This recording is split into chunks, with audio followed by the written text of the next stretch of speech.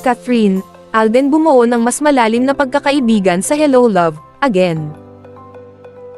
Inamin ni Catherine Bernardo at Alden Richards, na dahil sa upcoming movie nilang Hello, Love, Again kaya mas lalo silang naging malapit sa isa't isa.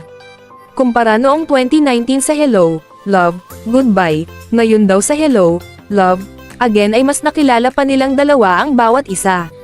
Sa ginanap na Grand Media Con ng Hello, Love, Again nitong Huwebes, October 17, 2024, muling binalikan ni Catherine at Alden ang una nilang pagtatagpo at kung ano ang first impression nila noon sa isa't isa.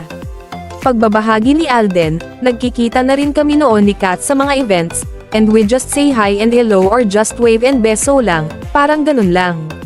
But the first time na nakausap ko siya and we had a longer time together was when Hello, Love, Goodbye was brought to the table. Dito yun sa may restaurant sa ABS-CBN.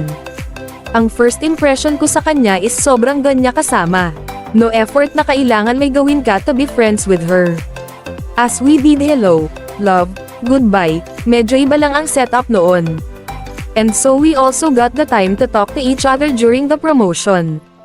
Pandemic came and the movie was finished in 2019.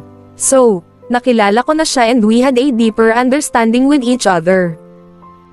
Sa pangalawang beses na pagsasama ng dalawa, nakita at napatunayan na raw ni Alden ang husay ni Catherine, mapatrabaho man o personal, at alam na rin niya ang mga hilig nito.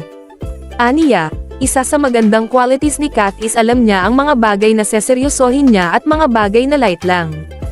Working with her, I've seen how Kat has matured and become the lady she is now. Dagdag pa niya, alam ko na rin na mahilig yan si Kat kumain ng anything. Kung mayroon kaming pinagkakasunduan, it's always food. Dinadalhan niya ako ng food sa set. Basta may pagkain, nandoon kami sa pantry. Pagdating namin sa set, food kaagad ang hinahanap namin.